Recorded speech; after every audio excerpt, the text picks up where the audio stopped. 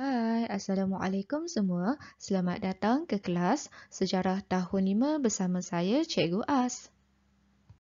Untuk pembelajaran pada hari ini, kita akan melihat pada topik 2 iaitu Agama Islam di Malaysia.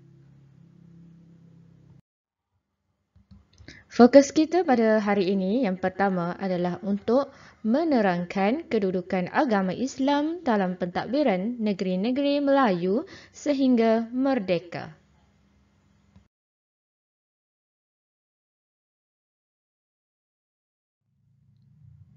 Sekitar abad ke-15, agama Islam telah memainkan peranan penting dalam pentadbiran negeri.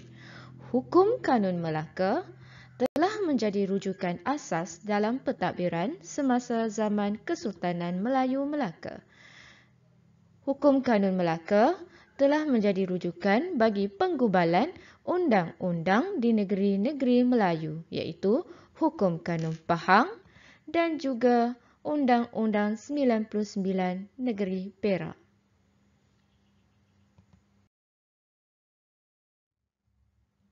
Tujuan undang-undang ini digubal adalah untuk mengawal kehidupan manusia dan bagi menjamin keharmonian sesebuah negara.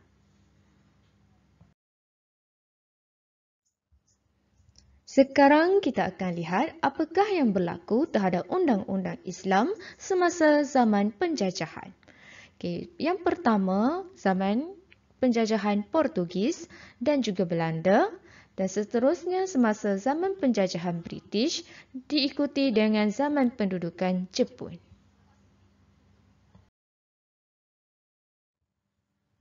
Sekarang kita akan lihat apakah status undang-undang Islam pada zaman penjajahan.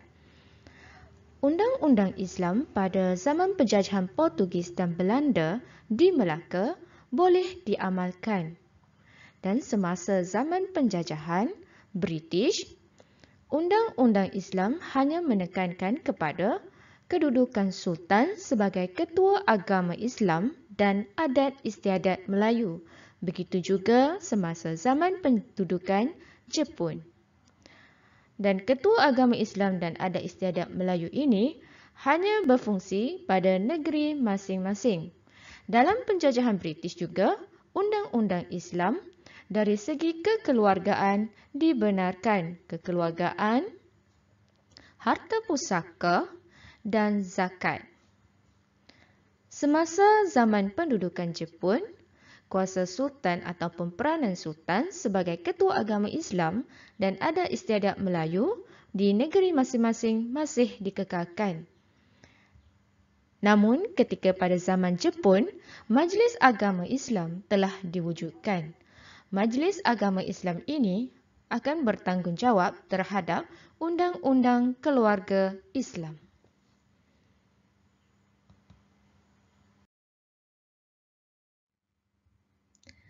Selepas pendudukan Jepun, British telah kembali menjajah tanah Melayu.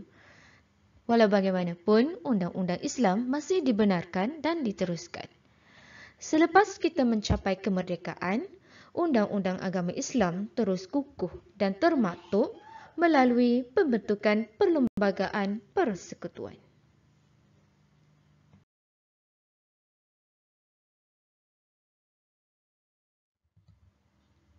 Fokus kedua kita adalah untuk menjelaskan kedudukan agama Islam sebagai agama persekutuan. Malaysia terdiri daripada pelbagai agama dan kepercayaan. Kepelbagaian agama dan kepercayaan ini telah bermula sejak zaman Tanah Melayu lagi. Antaranya yang telah kita pelajari iaitu animisme, Hindu, Buddha, Kristian dan juga agama Islam. Agama Islam telah dijadikan sebagai agama persekutuan dan telah termaktub dalam Perlembagaan Persekutuan.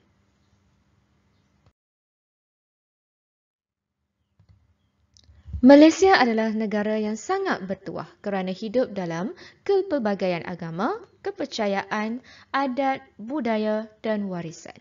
Sebagai generasi muda, kita perlu menjaga keharmonian bersama. Kelpelbagaian agama dan budaya telah membentuk kepada kelpelbagaian perayaan dalam Malaysia. Contohnya sambutan Maulidin Rasul oleh agama Islam, Happy Wesak Day, Taipusam dan juga perayaan Gawai Dayak.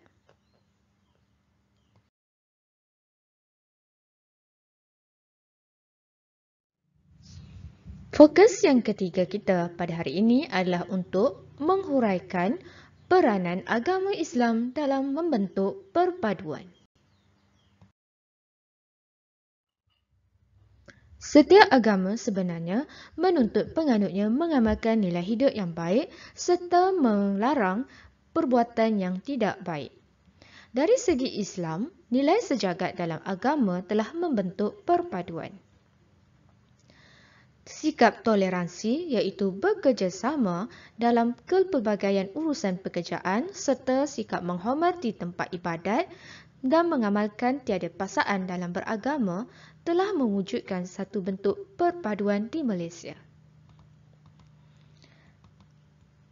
Dari nilai kasih sayang kita dapat lihat penerapan kasih sayang antara perbezaan agama dan sikap saling bantu-membantu ketika memerlukan. Contoh yang kita dapat lihat sekarang adalah sewaktu kita memerangi COVID-19. Semua NGO ataupun badan-badan berkanun telah bersama-sama untuk membantu kita dalam menangani isu tersebut, isu COVID. Okay, seterusnya kita tengok dari segi nilai kesederhanaan. Kesederhanaan membawa kita untuk hidup bersederhana dari pelbagai aspek kehidupan, contohnya berbelanja, bercakap dan berpakaian.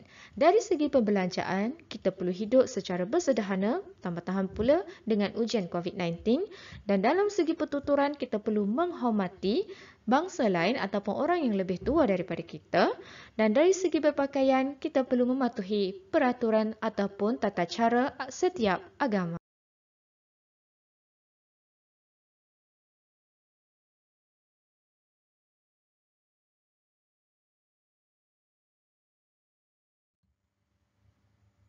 Dari segi konteks perdamaian, nilai sejagat dalam agama Islam telah membantu kita untuk mengamalkan sikap bermesyuarat bagi mendapatkan satu keputusan, supaya keputusan yang kita capai tidak mencetuskan pergaduhan ataupun perselisihan faham.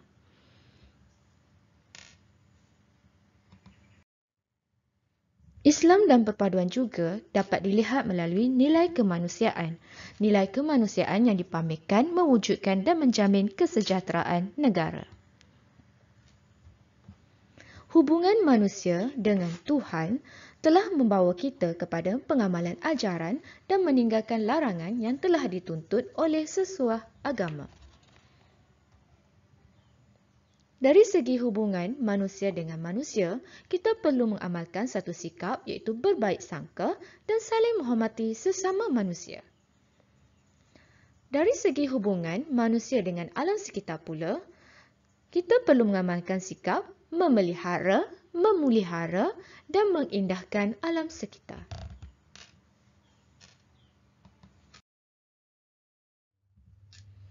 Kesimpulannya, pembelajaran pada hari ini kita telah melihat penggubalan daripada Hukum Kanun Melaka telah membawa kepada Hukum Kanun Pahang dan juga Undang-Undang 99 Perak.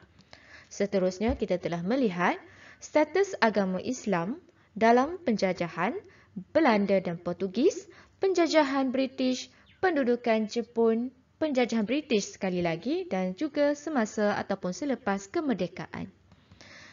Seterusnya, kita juga telah melihat agama Islam sebagai agama persekutuan yang telah termaktub dalam Perlembagaan Persekutuan selepas kemerdekaan Malaysia. Akhirnya, kita telah melihat apakah nilai agama Islam dalam membentuk perpaduan masyarakat, nilai kemanusiaan dan juga nilai sejagat.